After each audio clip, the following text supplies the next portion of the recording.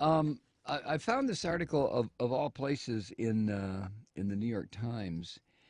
I think anybody involved in Occupy uh, is aware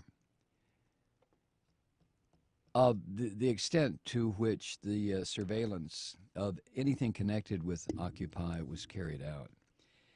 And I got to share with you what the headline was: Officials cast wide net in monitoring Occupy protests. Wide net indeed. It says when the Occupy protests spread across the country 3 years ago, state and local law enforcement officials went on alert. See, there's not organized. It's like there's not organized resistance in this country. That used to be the Democratic Party. There is no organized resistance. And like the Chinese government, the U.S. government now, as soon as they smell something that smells like resistance, they go on full alert. Just like the Chinese fascists, the American fascists do the same thing. But I digress. Anyway, in Milwaukee, officials reported that a group intended to sing holiday carols at, quote, an undisclosed location of high visibility. Now, see, that requires surveillance. That requires Department of Homeland Security to go on full alert. In Milwaukee, some Occupy folks were going to sing Christmas carols at an undisclosed location of high visibility. See what I mean? Just like the Falun Gong organization that the Chinese government decided to dismantle, throw people in prison, because it could have developed into, well, they have Tiananmen Square to fall back on. What do we have to fall back on?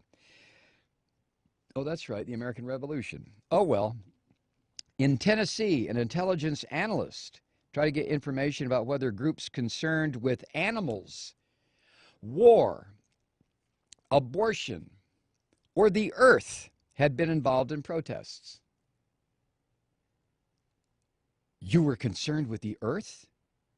Oh my God, let me write your name down. Jesus Christ, let me take your picture. Snap, snap, snap. And in Washington, as officials braced for a tent encampment on the National Mall, their counterparts elsewhere sent along warnings. You know, other officials around the country sent along warnings. Here, one of the warnings was a link to a video of Kansas City activists who talked of occupying congressional offices, and a tip that 15 to 20 protesters from Boston were en route to Washington. Oh, dear God in heaven, 15 to 20 on their way from Boston. Ooh.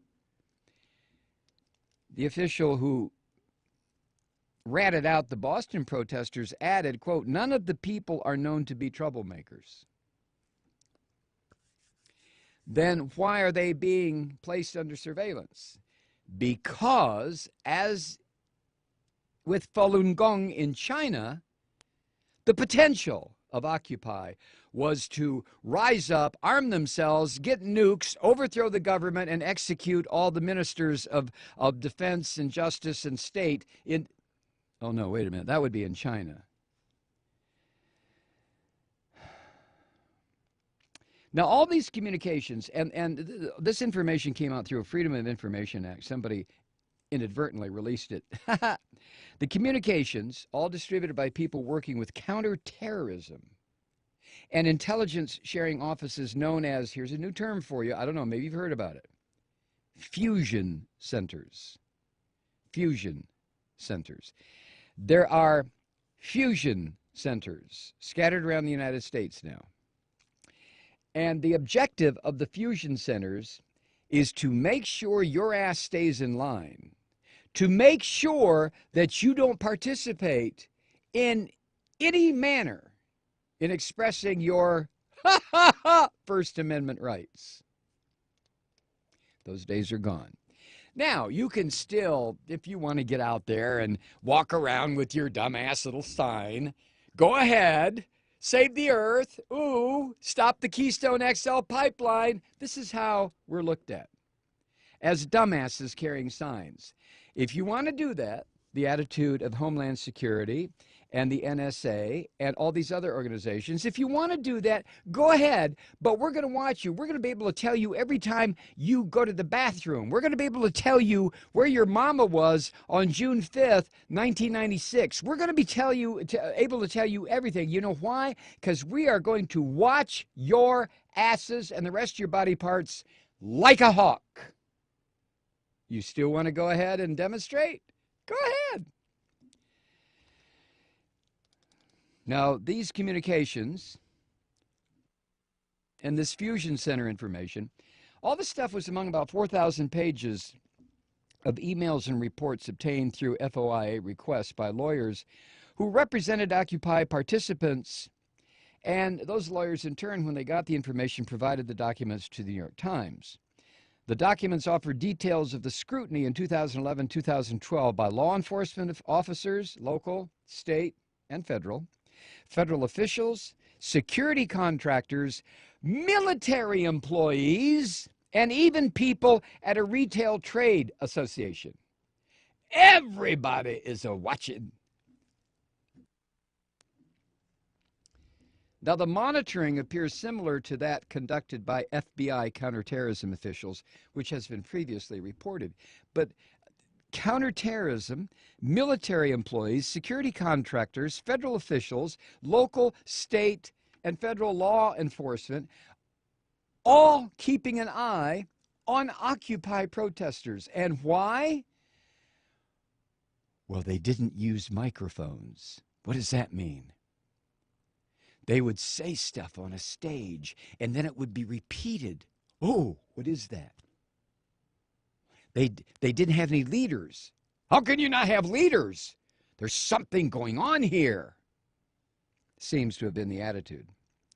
In many cases, according to the Times, law enforcement officials appeared to simply assemble or copy lists of protesters or related activities, sometimes maintaining tallies of how many people might show up.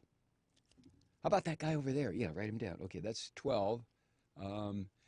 13, 14, 15, 16. All right, we got 16? You got 16? All right, I got 16. What do you got? You got 18? 18 of them. Okay. Jesus H. Christ. The officials also made note of appearances by prominent Occupy supporters.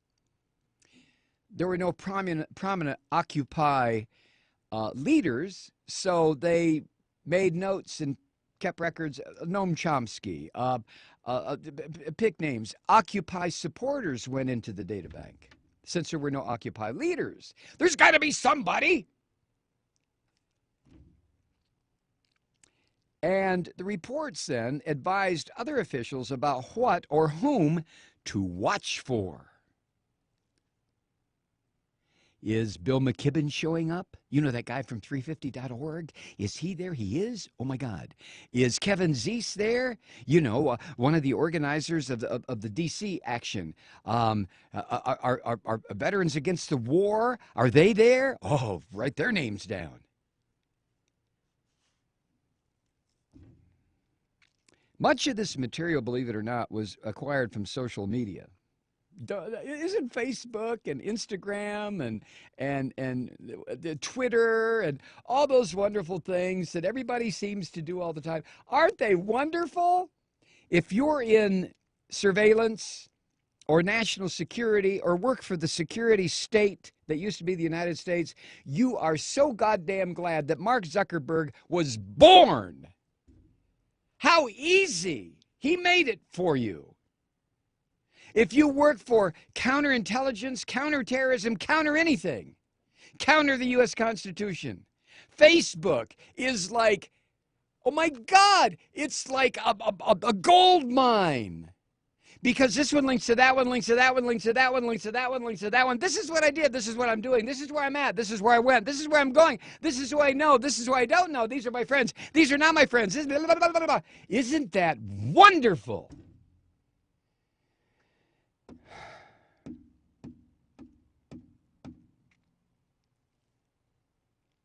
Do you use Facebook?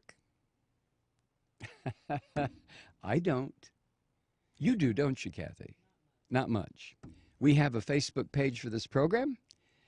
Well, this program is directly monitored, so I don't have to worry about Facebook. The NSA knows everything there is to know about me, and Kathy, and Molly, and my other children, and all my ex-wives and ex-husbands. I caught you. We'll be right back.